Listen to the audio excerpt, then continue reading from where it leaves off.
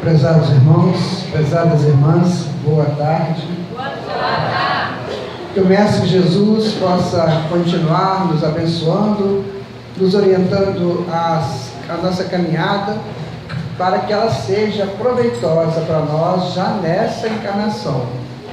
Nós estamos vindo de tantas outras que muitas das vezes nós não soubemos apreciar a oportunidade que o Senhor Deus, o Senhor Jesus nos ofereceu. Então que possamos fazer dessa uma grande oportunidade. As cidades de Icônio e Listra foram muito importantes na vida de Paulo de Tarso. Quando ele fazia as suas viagens de pregação, ele sempre passava por aquelas localidades que ficavam na região central da Anatólia, que hoje é a Turquia. E Paulo de Tarso viveu momentos bem interessantes nessas duas cidades. Um deles foi na cidade de Icônio, quando ele pregava em praça pública. Nós hoje temos essa facilidade de conversarmos sobre um teto amigo, né? Todo confortável, mas Paulo não era bem assim. Ele falava na praça pública, ele começava a falar e as pessoas se reuniam em torno dele, e ali ele ia pregando a informação, o Evangelho de Jesus. Então, numa dessas pregações de Icônio, uma jovem menina de uns 12, 13 anos, noiva, se aproxima dele e fala assim: Paulo, eu estou apaixonada por você. E foi um transtorno muito grande, porque uma jovem de 12, 13 anos, geralmente estava comprometida, e se houvesse algum projeto de traição, a pena era o apedrejamento, tanto para a menina, tanto para ele. E foi muito grave aquilo, e aquilo tomou uma repercussão muito grande. Só que o noivo, por uma questão lá qualquer, perdoou a noiva. E Paulo conversou com ela: olha, menina, você não está apaixonada por mim, você está apaixonada pela mensagem que eu trago. É isso que está tocando a sua alma, e você está achando que está por mim apaixonado.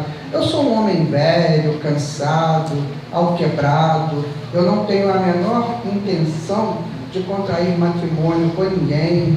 Fica tranquila, cumpra a tua vida, siga o Senhor Jesus. Mas ele teve que sair fugido de Icônio, porque muito embora aqui tenha chegado a um acordo entre a noiva e o noivo, mas eles tentaram apedrejar Paulo e machucá-lo muito lá.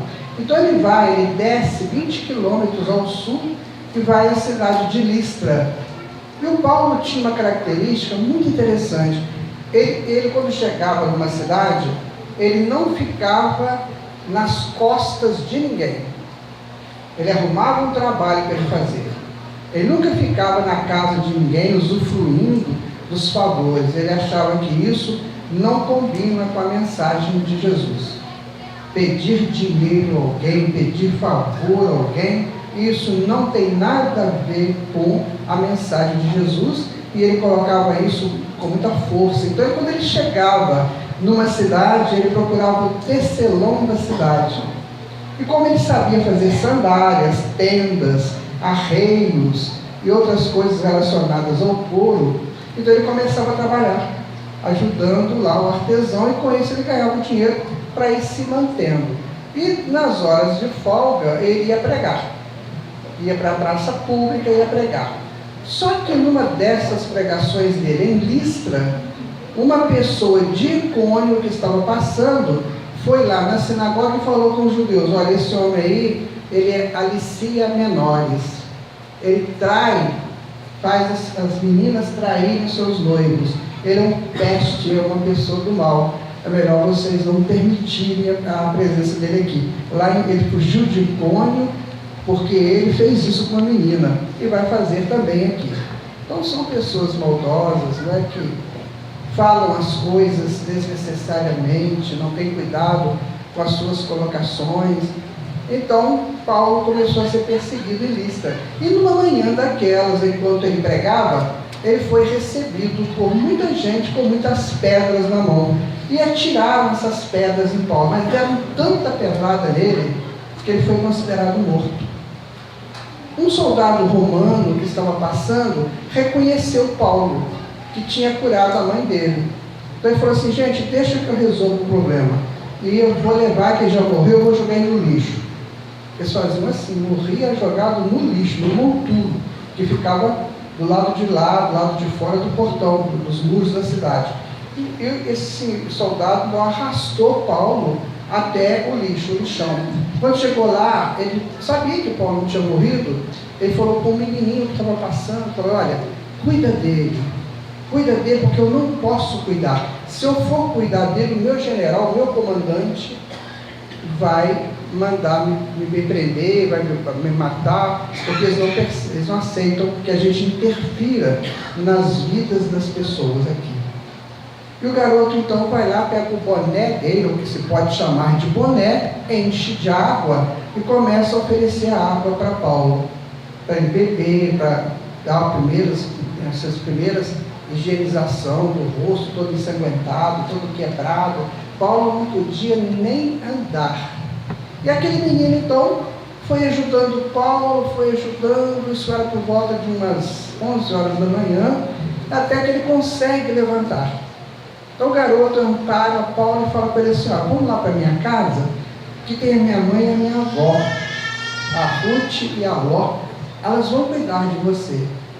E aí Paulo vai para a casa dessas senhoras e lá ele é cuidado. Quando chegou 5 horas da tarde, o que vocês acham que Paulo estava fazendo? Pregando. Ele começou a pregar às 5 horas da tarde e acabou às 5 da manhã. E ele parou porque falou assim: vocês me virem que eu não morri, eles vão me matar de verdade, deixa eu ir embora. E foi andar a pé.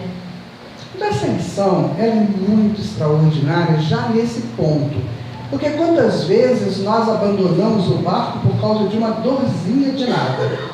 Hoje não dá para eu ir. Hoje eu estou com dor de cabeça. Hoje eu estou com isso, eu estou com aquilo. E a gente vai perdendo a chance. Aquele homem foi dado como morto, totalmente ferido e em sangue, às 11 horas da manhã. O cuidado que deram para ele, às 5 da tarde ele já estava pregando. É claro que a gente pergunta: como é possível isso? Mas tem alguma coisa a ver.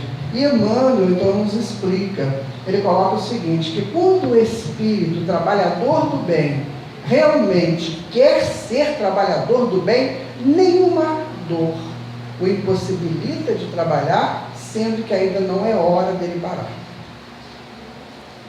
Isso é muito complicado, porque quantas vezes o trabalhador do bem, seja em qualquer religião, ele para por uma coisa tua, uma fofoca que fazem com o nome dele, um problema de saúde qualquer, uma coisa mais simples, né? Ele veja, quando chega o problema mais sério, aí sim ele vai parar porque tem que resolver o problema, mas na expectativa de resolver rapidinho para voltar, porque a encarnação é muito rápida. 80 anos aqui no plano físico, né, gente, não é nada, é muito pouco tempo. Só na razão nós já estamos há 40 mil anos tentando entender, conviver de bem com a razão, que a gente não consegue muito ainda. Então 80 anos nem é um piscar de olhos da eternidade, porque segundo eles é um século que é um piscar de olhos. E a gente acha que é muito tempo. Aí hoje eu não vou deixar para a semana que vem, vou deixar para amanhã, vou deixar para depois, e o tempo está passando, né? Então aquele menino que ajudou Paulo de Tarso, ele cresceu também. E ele cresceu e se tornou um grande aliado de Paulo de Tarso. Um grande aliado. Ele foi uma pessoa da alta confiança de Paulo de Tarso até o desencarne de Paulo, e esse menino desencarna martirizado, já bem velho, bem idoso. Esse menino é o Timóteo, que todo mundo já ouviu falar, né? O Timóteo, que está lá no Novo Testamento. Então o Timóteo, aquele grande companheiro de Paulo, ele ia com Paulo para outras cidades, quando ele ficou mais senhor de si, tornou-se mais adulto, ele viajava com Paulo, também a mãe dele, a avó dele também viajava. Então ia Timóteo, Silas, ia Tito, ia o Apolo, ia mais o Barnabé e mais alguns outros, pregando o Evangelho. Então, consta que Paulo viajou mais de 16 mil quilômetros. É pouco, né? É pouco. Mas ele andou a pé, gente. Foram 16 mil quilômetros andando a pé para levar a mensagem de Jesus. Geralmente ele era açoitado e apedrejado. Geralmente. E quando isso não acontecia, ele era preso. Ficava em fossas e masmorras durante muito tempo, sem às vezes ver o sol. Então esse trabalhador extraordinário do Cristo nos deixou um legado muito interessante. Se nós quisermos de fato seguir Jesus, ele é o nosso espelho. Está passando um filme atualmente, né, nos cinemas aqui de Juiz de Fora, em alguns grandes cinemas do Brasil, um filme sobre Paulo de Tarso. Eu fui assisti-lo ontem. No shopping? Todos os dois shoppings, né? Então eu aconselho vocês a ele. Sabe por quê? Porque nós somos tão ingratos com Paulo de Tarso que o filme está para ser recolhido por falta de plateia. Uma coisa extraordinária a película, né? Vai mostrar o Paulo de Tarso extraordinariamente conciso, consciente do que ele falava, do que ele fazia. O ator é muito bom. Eu não estou fazendo propaganda do dono do filme, não. Estou fazendo explicação da mensagem que se passa lá no filme. Vou facilitar ainda mais um pouquinho para vocês. Lá no Independência é às 3h30 e às 5:50. As sessões que eu conheço. Tem mais. Não deixam de ver, não. Vocês verem que trabalhador foi Paulo de Tarso. Que é o São Paulo, né? Para quem não sabe. É o São Paulo. Muito bem, mas vamos lá. Um dia, Paulo foi ficando cansado. Ele não podia mais ir às comunidades que ele pregava. Que ele tinha montado assembleias de estudos. Ele chegava numa cidade e ele conseguia montar um grupo de estudos do Evangelho. Depois ele ia para outra, montava outro grupo. Ia fazendo assim, onde que ele ia, ele montava grupos de estudos. Às vezes uma cidade só ele montava mais de um grupo. Mas foi chegando uma época de tanto ele foi açoitado, de tanto ele foi maltratado, o corpo dele já não dava para ele a oportunidade dele ficar caminhando muito mais. Então ele estava desanimado, ele fez uma prece e falou: Senhor Jesus, eu não sei o que eu vou fazer, porque as pessoas querem a minha presença e eu não posso estar presente. O que eu faço? Então ele teve a intuição de escrever cartas. Então, Estevão, que foi o primeiro mártir do cristianismo, se coloca à disposição dele com Abigail, que tinha sido noiva dele, também já desencarnada, e eles vão ditar as cartas para Paulo. Então Paulo escreve 13 cartas. Pedro cita as cartas de Paulo. Na segunda carta de Pedro, ele faz uma citação às cartas de Paulo. Ele fala assim: vamos ler as cartas do irmão Paulo, porque por mais complicadas que elas sejam, mais dá para a gente muita ajuda para entender a mensagem de Jesus. Ou seja, até Pedro sentia dificuldade para entender as cartas de Paulo. Mas hoje não. Hoje nós temos teólogos que ao longo dos séculos foram ajudando no entendimento dessas cartas. Então, chegou um momento de tudo isso que Paulo mandou Tito para a ilha de Creta para tomar conta da comunidade, mandou Apolo para Corinto, mandou o Lucas, caminhava, rodava para todo lado, e o Lucas escreveu o Evangelho, escreveu Atos dos Apóstolos. Então Paulo pede a Timóteo, já mais velho, que assuma uma assembleia. Olha, Timóteo, eu queria que você fosse lá, porque aquelas pessoas estão precisando de uma assistência mais direta, e você é minha representatividade lá. Então, o Timóteo vai para lá. Depois Paulo, já preso em Roma, ele encontra com Lucas e com outros seguidores de Jesus. Então ele escreve 2 cartas para Timóteo. Vamos pensar só num versículo da primeira carta, no capítulo 5. Ele fala assim para Timóteo: cuide de si, para que você possa ser fiel à nossa doutrina.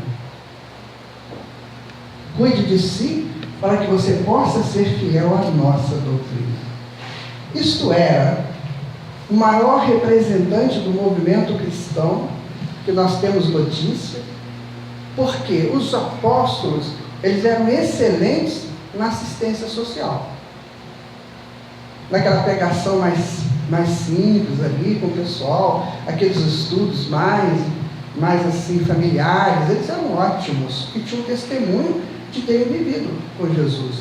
Paulo não conviveu com Jesus, ele encontra Jesus em espírito, mas ele tem uma erudição extraordinária, né? A erudição de Paulo ultrapassa qualquer conteúdo teológico da nossa época. Paulo tem escritos que lá no filme a gente até vê muitas coisas que ele fala, que são de uma beleza, de uma profundidade incrível. Então ele fala com Timóteo: olha, cuida de você, para que a nossa doutrina continue sendo divulgada. Então esse recado de Paulo eu trago para mim, que sou um trabalhador da doutrina espírita. Cuidar de si.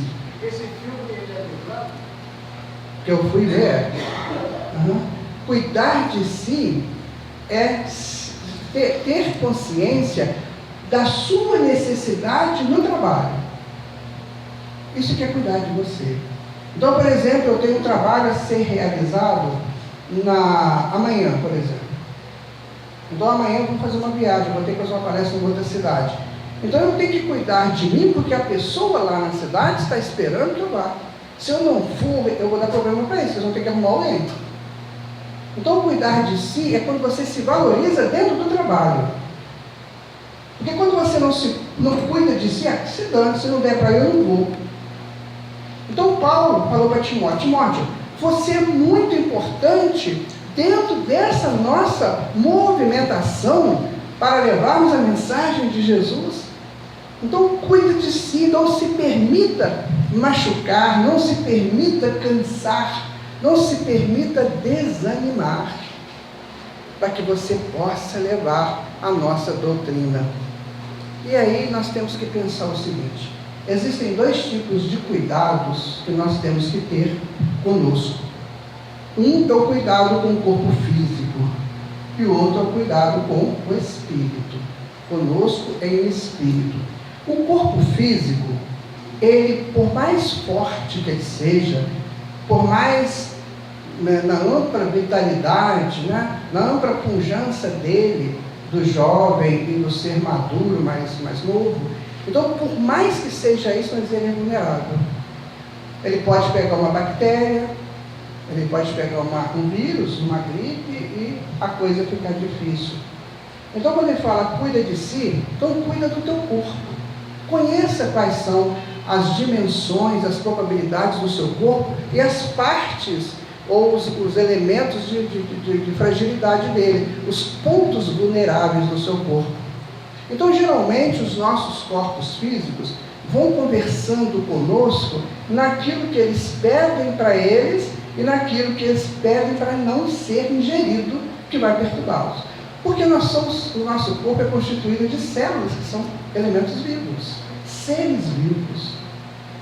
Tem um filme, Quem Somos Nós, que fez um sucesso muito grande, e ali tem as células conversando entre elas, na hora que o dono do corpo foi numa festa de casamento, onde rolava muita comida, muita bebida. Então as células ficavam assim, tá vendo? Hoje nós vamos aproveitar, fazer a nossa bagunça aqui, e depois a pessoa sai de lá passando mal. Então eu preciso tomar cuidado. Qual é a parte vulnerável do meu corpo? Né? Será o fígado? Será o pulmão? Será o coração?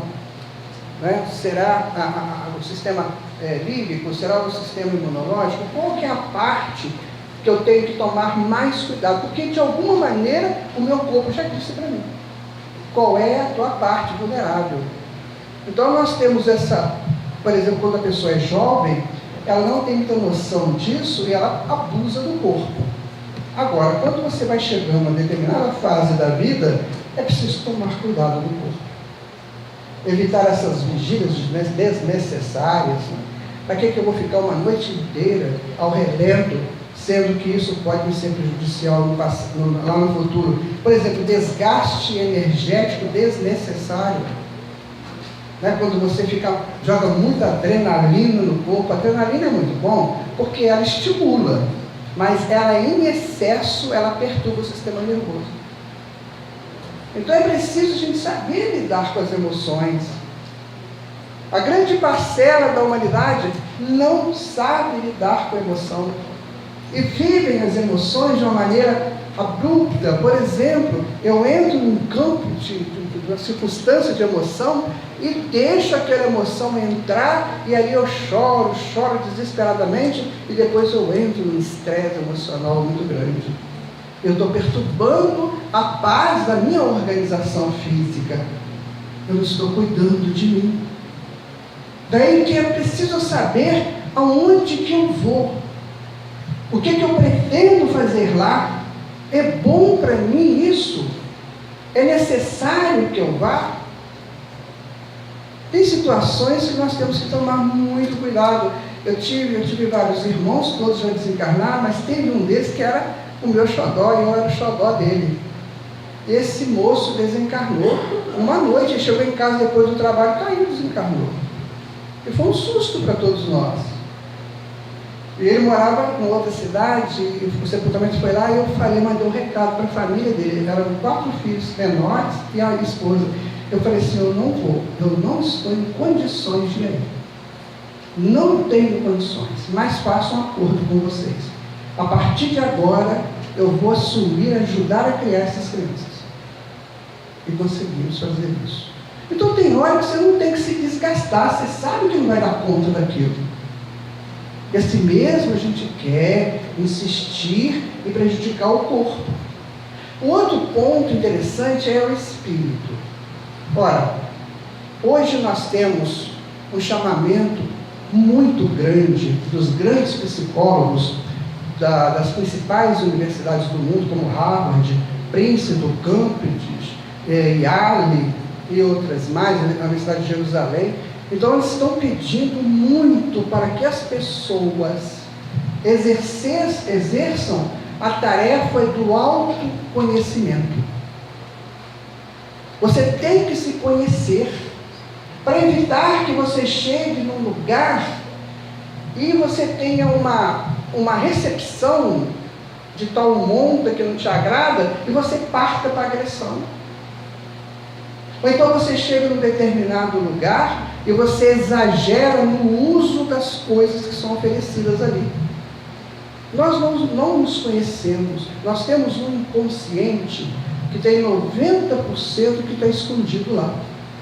Só que esse inconsciente, ele guarda exatamente o que somos, porque ele é a história do que nós escrevemos, a história que nós escrevemos ao longo das nossas encarnações.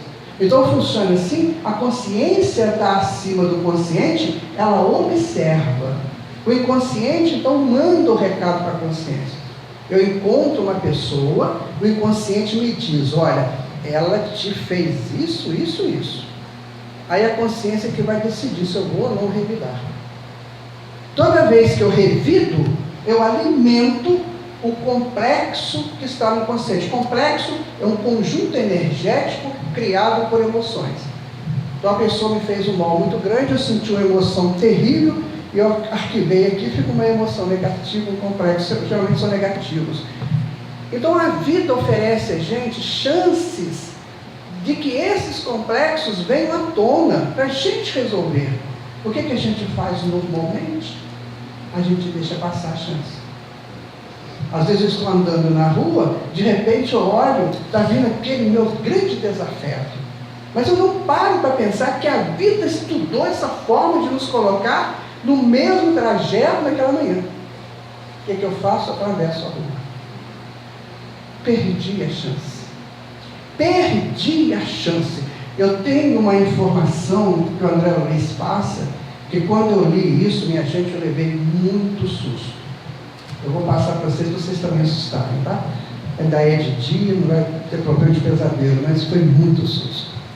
Foi o seguinte, André Luiz estava conversando com Lísias, que foi o enfermeiro dele lá no nosso lar, Eles estavam na praça, assim, de tardezinha, conversando, mais para a noite, quando passa um bólido de luz.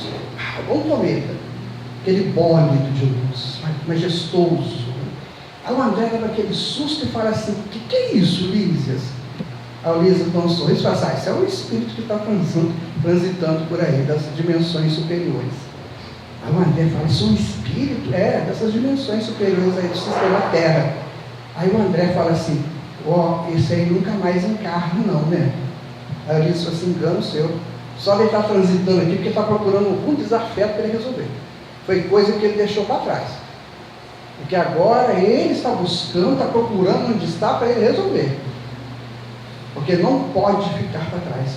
Nós não vamos evoluir, chegarmos à perfeição, levando desafetos. Isso não existe.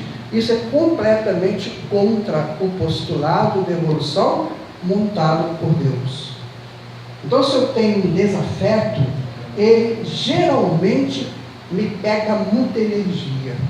Ele geralmente me prejudica muito, porque o meu pensamento, quando vai para ele, é um pensamento negativo. E o pensamento é matéria, o pensamento é energia que eu jogo para lá e ele volta para mim. É uma coisa de via dupla, né? Vai e volta. Então, se eu penso mal de alguém ou de alguma coisa, na hora que eu penso, vai aquele bólido para a pessoa e volta para mim. Essas coisas nós estamos estudando na doutrina espírita. Até então isso não era aberto para todos, mas hoje é aberto para nós. Será que nós estamos cuidando de nós, ou nós ainda somos daquelas pessoas que falam assim, quer ver? O pau que nasce torto não tem jeito? Não. Até as cinzas são tortas. Sabia? E aí o que acontece? O que você faz quando um pau queima e a cinza fica torta? Você não vai lá e acerta a cinza? De alguma maneira a espiritualidade vai nos acertar, é melhor que a gente acerte. Porque lá é mais complicado. Lá é um ultimato. Você quer? Quero. Então, meu amigo, o esquema é esse. O esquema é esse. Você não quer? Não, não quero. Então, umbral te espera. Né? As experiências desagradáveis te esperam, você tem que mudar. Então, por isso que nós estamos aqui sendo orientados pelo Evangelho de Jesus e pela doutrina espírita. Por isso Paulo fala para Timóteo: cuide de si.